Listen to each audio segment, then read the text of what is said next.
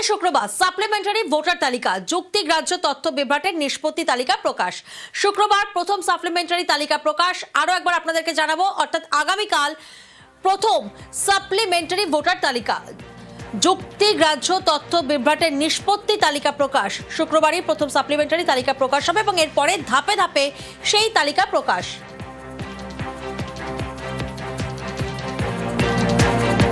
Supreme নির্দেশে বিচারাধীন বিচারে বিচার বিভাগ। সোমরাজ প্রতিনিধি আমাদের সঙ্গে রয়েছেন, সরাসরি সোমরাজের কাছে যাব। সোমরাজ, প্রথমে যে প্রশ্নটা সামনে আসছে, প্রত্যেক শুক্রবার এই যে ধাপে ধাপে এই তালিকা প্রকাশ হবে, যাদের নাম বিচারাধীন রয়েছে অর্থাৎ যারা অ্যাডজুডিকেশনে রয়েছেন তারা কিভাবে জানতে পারবেন? অর্থাৎ ওয়েবসাইটে প্রকাশ করা হবে নাকি বুথে গিয়ে জানতে হবে? এই বিষয়টা কি এখনো পর্যন্ত স্পষ্ট হয়েছে? দেখো, যাদের নামের তালিকা প্রকাশ হবে আন্ডার অ্যাডজুডিকেশনে থাকা, তারা জানতে পারবেন কমিশনের ওয়েবসাইট মারফত। পাশাপাশি ইসিআই নেট, যে ইলেকশন কমিশন অফ ইন্ডিয়ার ওয়েবসাইট রয়েছে, সেই ওয়েবসাইট থেকে সংশ্লিষ্ট ভোটাররা তাদের এপিক নম্বর দিলেও সেখান থেকেও জানতে পারবেন যে তারা এডিশনে অন্তর্ভুক্ত হলেন নাকি ডিলিশনে অন্তর্ভুক্ত হলেন। অর্থাৎ যে সাপ্লিমেন্টারি তালিকা প্রকাশ করা হবে সেই সাপ্লিমেন্টারি তালিকায় দুটি কলাম থাকবে, একটি হচ্ছে অ্যাডিশন, একটি হচ্ছে ডিলিশন। যখনই সাপ্লিমেন্টারি তালিকা প্রকাশ করে দেওয়া হবে তারপরে ভোটাররা জানতে পারবেন বা দেখতে পারবেন তাদের এপিক নম্বর দিয়ে ইসিআই নেট, যে ইলেকশন কমিশন অফ ইন্ডিয়ার ওয়েবসাইট রয়েছে, সেখানে তারা দেখতে পাবেন যে তাদের নাম কোন ক্যাটাগরিতে গেল। পাশাপাশি এমনিতেই যখন এই তালিকা প্রকাশ করে দেওয়া হবে সিও দপ্তরের ওয়েবসাইট এবং জাতীয় নির্বাচন কমিশনের ওয়েবসাইটেও সেই তালিকা দিয়ে দেওয়া হবে। এছাড়াও জেলা শাসকদের কাছেও সেই তালিকা পাঠিয়ে দেওয়া হবে জেলা ভিত্তিক, এবং সেখান থেকেও জেলা শাসকরা সেই তালিকা জেলা শাসকের অফিসে টানিয়ে দেবেন। অর্থাৎ এইভাবেই কিন্তু সাপ্লিমেন্টারি তালিকা যখন প্রকাশ করা হবে সেইভাবেই জানতে পারবেন যারা আন্ডার অ্যাডজুডিকেশনে থাকবেন ভোটাররা, তারা এইভাবেই জানতে পারবেন যে তাদের নাম কোন ক্যাটাগরিতে গেলেন, অর্থাৎ তারা অ্যাডিশনে থাকলেন নাকি ডিলিশনে থাকলেন। বেশ,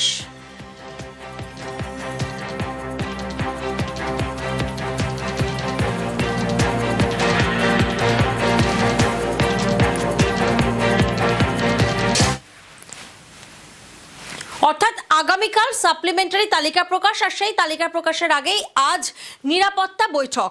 হাইকোর্টের প্রধান বিচারপতির ডাকে এই বৈঠক। মুখ্য সচিব, স্বরাষ্ট্র সচিব, ডিজি, সিপিকে নিয়ে হবে এই বৈঠক। আরও একবার আপনাদেরকে জানাবো, আগামীকাল তালিকার আগেই আজ নিরাপত্তা বৈঠক। হাইকোর্টের প্রধান বিচারপতির ডাকে এই বৈঠক। অর্ণব প্রতিনিধি আমাদের সঙ্গে রয়েছেন।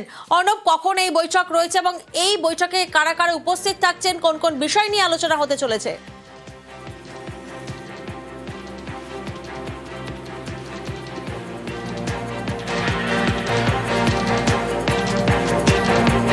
আগামীকালই সাপ্লিমেন্টারি তালিকা প্রকাশ, আর সেই তালিকা প্রকাশের আগেই আজ নিরাপত্তা বৈঠক। হাইকোর্টের প্রধান বিচারপতির ডাকে এই বৈঠক। প্রধান বিচারপতি সুজয় পালের ডাকে এই বৈঠক। সকালেই বৈঠকে প্রধান বিচারপতি সুজয় পাল।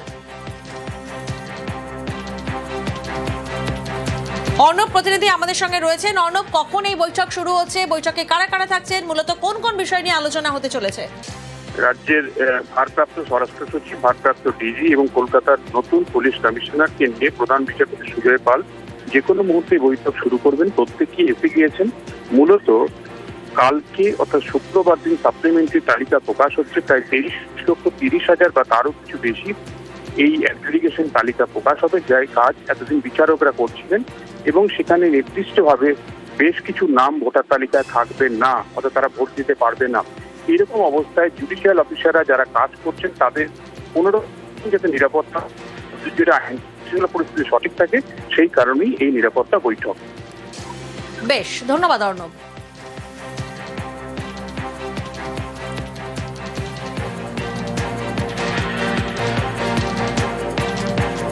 মুখ্য সচিব, স্বরাষ্ট্র সচিব, ডিজি, সিপিকে নিয়ে বৈঠক। সকালে বৈঠকে প্রধান বিচারপতি সুজয় পাল।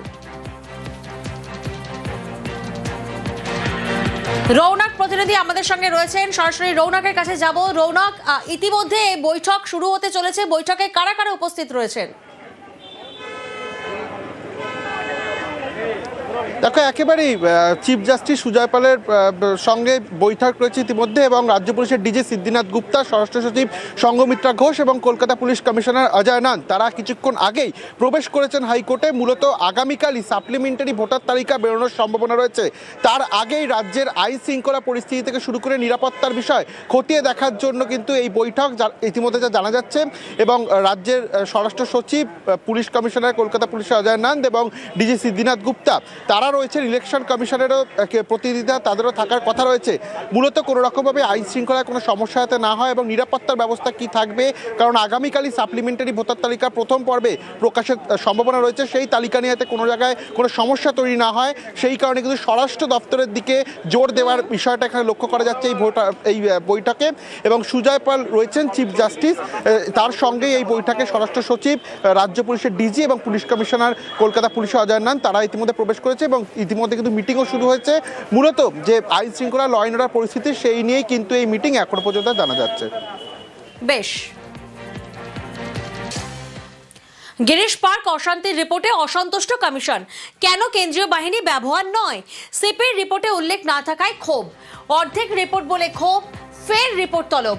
শনিবার ব্রিগেডে মোদির সবার আগে গিরিশ পার্কে ধুন্ধুমার পরিস্থিতি। কলকাতা সিপির কাছে ফের রিপোর্ট চাইল কমিশন। প্রধানমন্ত্রীর সভা থাকলেও কেন ইন্টেলিজেন্স ফেল? গাফিলতিতে ব্যবস্থা নেওয়া হয়েছে কিনা জানাতে নির্দেশ। বিস্তারিত রিপোর্ট জমার নির্দেশ নির্বাচন কমিশনের।